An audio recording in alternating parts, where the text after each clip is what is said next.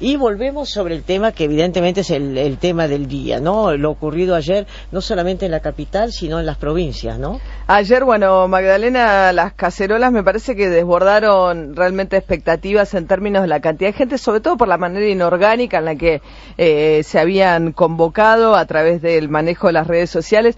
Vos sabés que yo me quedé mirando mucho la cobertura en televisión y realmente era tan obvio, según la línea de cada canal, lo que estaban haciendo con las cacerolas, pero tan evidente. Claro, al no haber banderas claras también, todo era tan sujeto a la interpretación, porque en otros... Además, no había por ejemplo, un partido político convocante o un sindicato convocante, era la red de tweets, ¿no? Con lo cual ahí ya, por ejemplo, desde el Zócalo, la manera de titular era gracioso porque era tan amplia la posibilidad de abordaje respecto de cómo cubrir esta marcha, en ausencia de justamente de carteles, de figuras determinantes, de consignas claras que vos dijeses, bueno, la movilización responde puntualmente a esto, uno puede sacar algún tipo de inferencia en función de los lugares que más se movilizaron, obviamente un tinte opositor al gobierno, digamos, claramente hay un rechazo al gobierno nacional. Ahora, vos te fijaste que en Capital Federal, por ejemplo, yo también seguí muy atentamente la cobertura a la que se fueron plegando a medida que avanzaba. Había más gente, no dejaba de ser la noticia del día. Entonces, obviamente, había canales que no tenían más remedio, no vamos a decir cuáles, poner en pantalla la manifestación. Ahora, con respecto a las versiones hoy, que, por ejemplo, los diarios del gobierno enfatizan que era una manifestación promovida por el tema del dólar y el cepo para poder salir del país.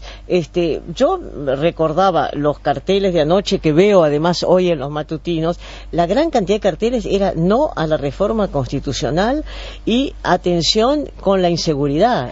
Bueno, pero justamente eso era lo más llamativo, por lo menos para mí, ¿no? En la cobertura. Obviamente un primer análisis parte de esto que decías, cuál le daba cobertura y cuál no le daba cobertura. El único que levantó programación y se fue del horario, digamos, un poco más Canal 13, digamos, Canal Telefe le dio mucha cobertura, pero Telefe después cuando llegó después Graduado, se fue a Graduados, digamos, que es su gran tanque.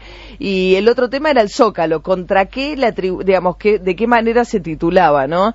C5N, a partir del cambio ahora y el pase de mano a Cristóbal López, te digo que era casi gracioso, porque estaba Artemio López argumentando, por supuesto, que era una nimiedad, que no tenía ninguna importancia, que era mucho menos importante incluso que las manifestaciones de Bloomberg, ante un Eduardo Feynman que hacía un equilibrio, porque en otros momentos era un canal que fogoneaba, digamos, las cacerolazos, con lo cual era realmente una dupla interesante de observar, y ahí el subtítulo tenía que ver justamente con que era una marcha contra las restricciones con el tema del dólar.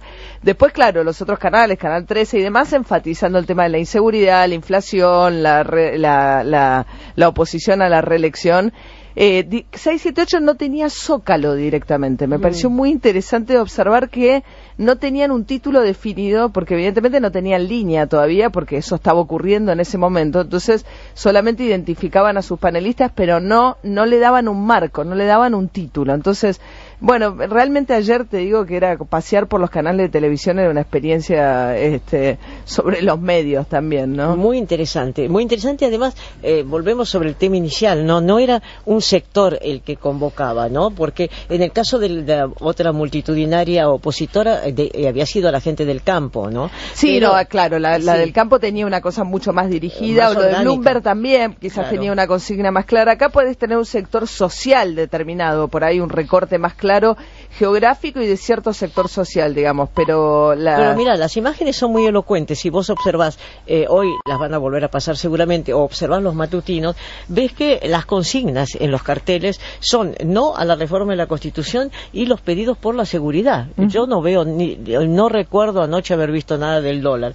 El cálculo policial en la capital federal fue de 200.000 asistentes en la Plaza de Mayo. Pero bueno, había barrios también, ¿no es cierto?, como Caballito. Todo depende si uno le pregunta a la federal o a la metropolitana. Claro. No te va a dar la misma cifra. Efectivamente. Después, otros observadores estimaron que frente a la Casa Rosada eran 60.000. Bueno, no hubo discursos tampoco, cantaban el himno.